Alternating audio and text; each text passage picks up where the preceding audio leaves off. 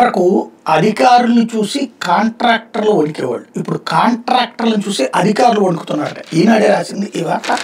ఆర్ఎంయూలో అధికంగానే కావాలట అంటూ భూగర్భ విద్యుత్ లైన్ల పనిలో వినియోగించే రింగ్ మెయిన్ యూనిట్ ఆర్ఎంయూ సరఫరా టెండర్ మరోసారి రద్దయింది. టెండర్ ధరపై ఒక నిర్మాణ సంస్థ అధిక మొత్తాన్ని కోట్ చేసినట్టు విశ్వసనీయ సమాచారం.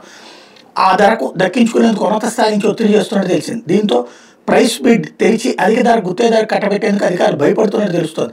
అలా చేస్తే భవిష్యత్తులో ఇబ్బందులు పడాల్సి వస్తుందన్న ఆందోళన అధికారులు కనిపిస్తోంది. దీంతో వివిధ సాంకేతిక అంశాలను ప్రస్తావిస్తూ టెండర్ ప్రకటననే అధికారులు రద్దు చేసినట్టు తెలిసింది. తుఫాను ప్రభావిత ప్రాంతాల విద్యుత్ అంతరాయం ప్రమాదాల నియంత్రణకు భూగర్భ విద్యుత్ లైన్ల పనుల్ని తూర్పు విద్యుత్ పంపిణీ సంస్థ ఈపీడీసీఎల్ ప్రతిపాదించింది.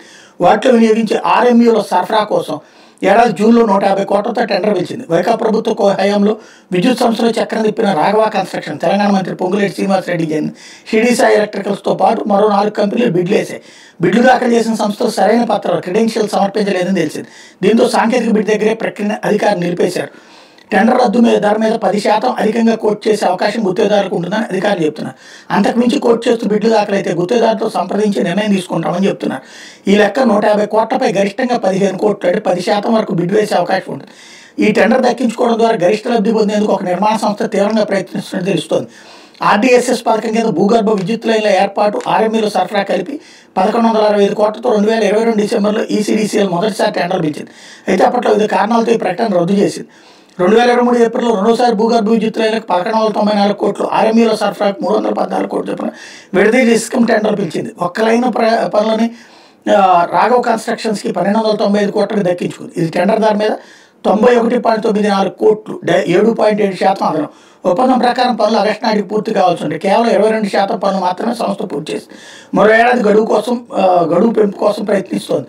భూగర్భ లైన్ల పనుల కోసం అప్పట్లో రాఘవ షిరిడి సాయి సంస్థలతో పాటు మరో 2 కంపెనీలు బిడ్ వేశాయి. సాంకేతిక బిడ్ల పరిశీలనలో ఆ 2 కంపెనీల బిడ్లను అధికారులు తిరస్కరించారు. L1గా రాఘవ, L2గా షిరిడి సాయి సంస్థలు నిలిచాయి. ఇదే వ్యవహారాన్ని ఆర్ఎంయూ టెండర్లోనూ అమలు చేసే ప్రయత్నాలు జరుగుతున్నట్టు సమాచారం. అధికారులు మాత్రం సాంకేతిక అంశాల కారణంగా టెండర్ రద్దు చేసిన నిబంధనలు మార్చి కొత్త ప్రకటన ఇవ్వనున్నట్టు చెప్తున్నారు. మేబీ పొలిటికల్గా వీళ్ళ పేపర్లు, వీళ్ళ టీవీలు రాసే వార్తలకు భయపడి ఆగినట్టున్నారు.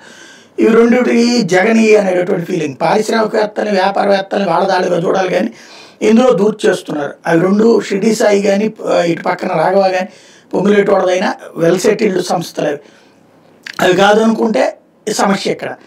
అందుకని చెప్పేసి అలా కాదంటే అది కోర్టులకు వెళ్ళేటటువంటి క్యారెక్టర్లే. అందుకని ఆగినట్టున్నారు. వేరే వాళ్ళకి ఎవరికో ఇవ్వడానికి ప్రయత్నిస్తున్నట్టు కనబడుతోంది.